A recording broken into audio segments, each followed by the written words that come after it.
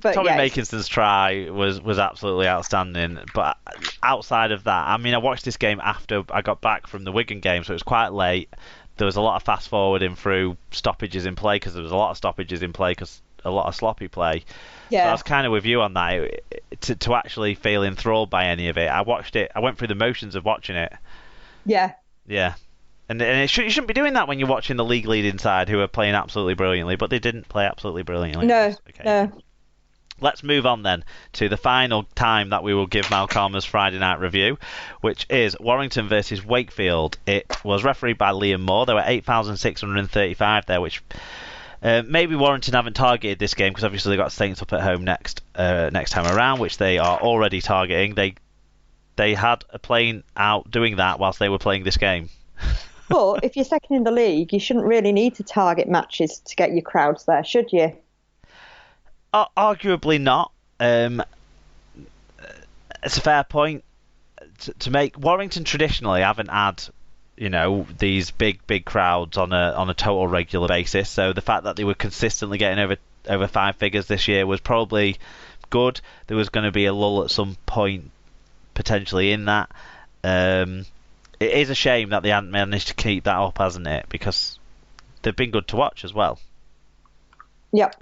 Maybe not many Wakefield fans maybe didn't want to go after 4 losses in a row, and this was 5 losses in a row after Warrington finished 30 points to 6 winners. It was 16-6 at half time, so they ran out comfortable in the second half of Wakefield. Wakefield's only points actually were scored in the very first minute of the game from a David Fafita run and then a suspiciously potentially forward pass to Ryan Hampshire. But we won't hold that against them. Incomplete stats on this one, but all indications are that they would have been hugely one-sided in favour of the Wire. In terms of the individuals, we do have some stats there to call out. Jake Mamo, 1 try, 5 tackle busts, 197 metres. Darryl Clark back in the Wire side, and what a performance he had. 12 tackle busts, 189 metres, 2 clean breaks. Chris Hill, 136 metres, and Josh Tarnley with an opportunistic try from an error from the opposition, but also 8 tackle busts and 128 metres and 4 clean breaks, so you would argue that he worked hard to earn that opportunistic try that he got. For the losing side, George King put up a strong effort against his former side, 43 tackles. Paulie was maybe the standout man for the Trinity side, 10 tackle busts, 151 metres, 2 clean breaks. Kalepi Tanganoa, 110 metres, and Reese Lynn, 10 tackle busts and 101 metres. What did Malcolm Matios have to say?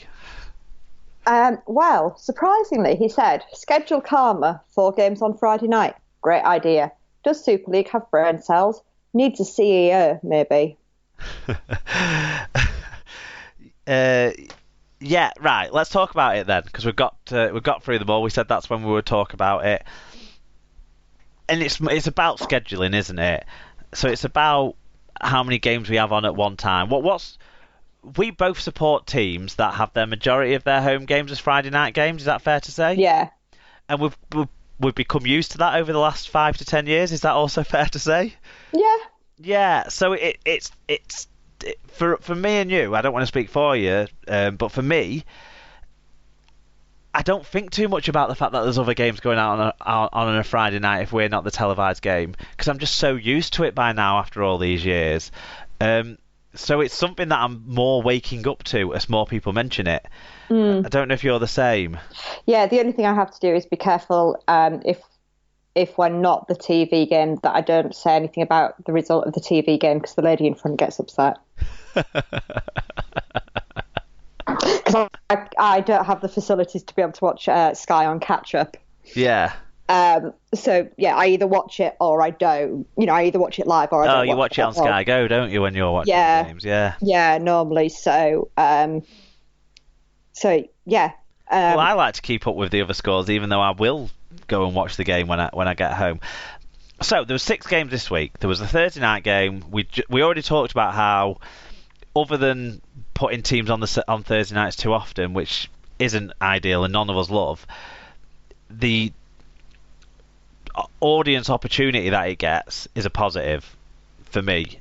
Still. Yeah, I mean, I don't mind. Like last week, we went to Cass on the Thursday night, and that's fine because, to be honest, we get home around a similar time to we'd get home from we were playing at Rovers. Right. That's how bad it is getting across the city. Is that because you've got to get your tyres put back on?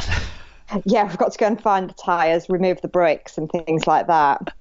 Um, Or but is it just because you go like across one side of the road of the city and your car automatically turns back into a horse and cart? something like that. Just, yeah, I mean, just the roads around the ground are poor. There's only really one way, as in access to the ground is very limited. Yeah, And and Rovers fans are well on top of that, aren't they? They like to make a day of their games. They'll get down early and hang around after because they've got a good old school club feel there, which I really enjoyed when I went there. But you're right that the getting out is, yeah, everyone's going the same way, and London's a bit similar actually. yeah, London's a little bit similar too. In all ways, great environment when you're there, but then you're sat in a queue to get out. yeah. Yeah, and I don't mind going to Cass on a Thursday for that reason. The only thing with Thursday night matches is it throws my days out completely because I'm not expecting to have another school day to go. So we had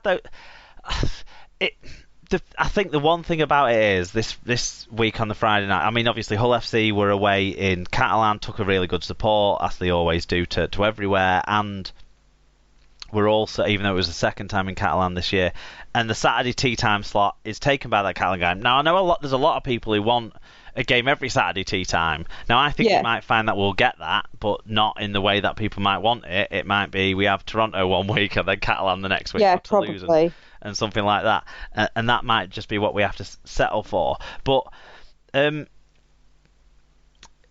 me, people talk about the potential audience that you lose from the TV game, and that's one of the reasons why it's certainly a topic worthy of discussion, that having everything on Friday night. But in reality, less than 30,000 people went to those 4 games. And Yeah, Sky's television audience will still be 125 to 150,000 people for that St Helens versus Leeds game. And so I don't think Salford's crowd is hurt by the fact that they were on a Friday night. Salford have tried every slot they can think of. They've tried Saturday lunchtime, Saturday tea time, Sunday afternoon, Friday night. Doesn't matter. Unfortunately, people aren't back in that rugby club from the local area. I desperately hoped that it would not be that way. I would love Salford to be getting 7,000, 8,000 a week. totally. But I can't say anything other than the truth, which is that's what's happening. And I don't see that they would have got a bigger crowd on any other day. And I also don't see that their amount of people that were at that game would significantly affect the TV audience. Similar story goes for Huddersfield, to be honest. Wigan took quite a good number of fans, and I think we felt like there was more of us as well, because we actually sang quite a lot in this one because the team were playing well, and we're on a winning run, and that, and you know, positivity breeds and that sort of stuff. But again, I can't say that there was that many people there that would have boosted the TV audience significantly of the other game. So, But I think as well, I think a lot of people who watch rugby, they do have Sky. They do record the matches. I think I'm probably, one of the minority that don't have Sky. So I think a lot of people would still watch those matches.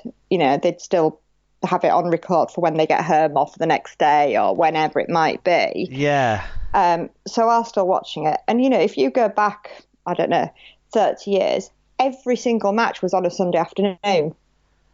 And okay, we didn't have the TV factor, but, nobody mentioned about that then, about how wrong it was to have every match on at the same time. No, and to me, I think I would call into question maybe St Helens and Warrington playing on the same night, because you might get more people through the gates at one or the other, potentially, if they weren't both playing at the same time, because there are people who just like going to watch rugby league games.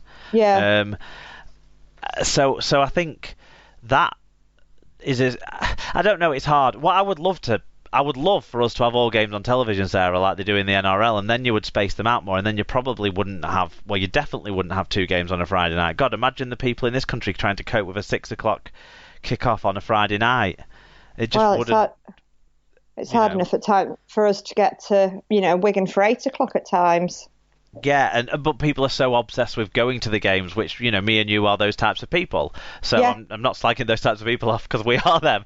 But I think in Australia the attitude isn't quite as entrenched. Maybe I'm not so sure for going to the games or getting to the games early. I think I don't know how we have routine how much further apart they are in terms of physical distance and travelling. Well, a lot of them travel to the same stadium to watch different teams, don't they? Because the multiple teams will play in. The different in the stadiums in Sydney. Like 1 week you'll have Rabbitohs there, the next week you'll have St George there, and something along those lines. But yeah, so I'm not. I don't know, but I would love it if we had a Thursday night game, a Friday night game, a Saturday lunchtime game, a Saturday tea time game, and maybe a Sunday tea time game, and then maybe you're left with one game that isn't televised, or even if you play that on a Sunday afternoon. I would love that to be how our league worked. I would love that to be what the broadcaster was willing to stump up to show our sport. But they're not. The reality is they're not. And over time, I think our crowds in this country have gotten used to going to rugby league, going to your rugby game on a Friday night, and unfortunately it just happens to be that the 3 or 4 best followed clubs have for 20 years now played at home on Friday nights. Wigan, Leeds, Hull and Saints, and probably part of that in the earlier days was not wanting to annoy your fans by playing on so many different days because you were getting games moved to TV so often. I think as well, you look over the time that Sky have had the matches, and Friday night's always been sort of a given, but over the years they've had Monday night as your extra night, they've had Saturday night as your extra night, they've had Sunday night as your extra night, and people have got complaints with all of these. Well, I think the Saturday games during that period struggle for crowd. So I think clubs got less people through the gates. And I think the numbers will bear that out. I think there's possibly a change in the way people are living at the moment, or working rather than living, I think is the key way to say it. So maybe more clubs are trying to get more Saturday games on. Hull FC actually have done well, haven't they, with crowds on a few Saturday games? Yep. Yeah. Wigan have tried it and have not had great crowds. So it hasn't boosted the crowds. We've been clever with which matches we've moved to a Saturday. Yes, good point. And we have tended to try and tie it in with like a community day. So you've got the kids there anyway, you've got fun things going on and all the rest of it. So it's not just a turn up and play your match. Yeah. Which I think is fantastic, and I think that's maybe a way that other clubs need to be looking at it as well. Certainly, I know Wigan want to do it that way, but we're just... I don't know. We had really bad luck that Castleford Saturday night game was torrential downpours for about a day and a half before and during the game. That no one went. But yeah, so it's hard to balance out these arguments. And with rugby league, it is always hard to balance out these arguments. It really is. And so trying to come up with a solution. Well, one of the things we're going to be polling people on when we send out the follow-up poll to people who gave us their email addresses will be, what day do you want games to be on? What time do you want kickoffs to be? And hopefully that'll give us some usable data that'll actually say something consistent. But I'm suspecting that what we'll actually see is a very scattered approach to it. Yeah. No, the other thing I was going to say is, for me personally, having children, it's not ideal when Joshua, well, even now, it's quite late for Joshua to stay up on a Friday night, but at least it's a Friday night. It doesn't impact on my life and my family life in the same way a Friday night match as a Sunday afternoon does. Do you know what? It's exactly the same for me who doesn't have children. In a funny way. It means, I've got a weekend to do stuff with my wife who's not interested in the rugby. Yeah. Because I've gone to the rugby on Thursday or Friday night, and she's had those nights to herself to catch up on stuff on TV that I don't want to watch or what have you. Works well for us as well. Yeah. So there's different arguments for every sort of person, isn't there? Yeah, this is it. Yeah. Okay, let's talk about this game. Mike Dodd, 22, said Darryl Clark was instrumental in getting Wyatt going after a slow start, which saw Wakey score the first set. First half tries followed from Curry, Charnley and Superman dive from Cooper. Second half was poor with so many mistakes and scrums that I thought I was watching a game of Yornian. Liam Moore was poor for both sides, missing plenty of knock-ons and infringements. Then in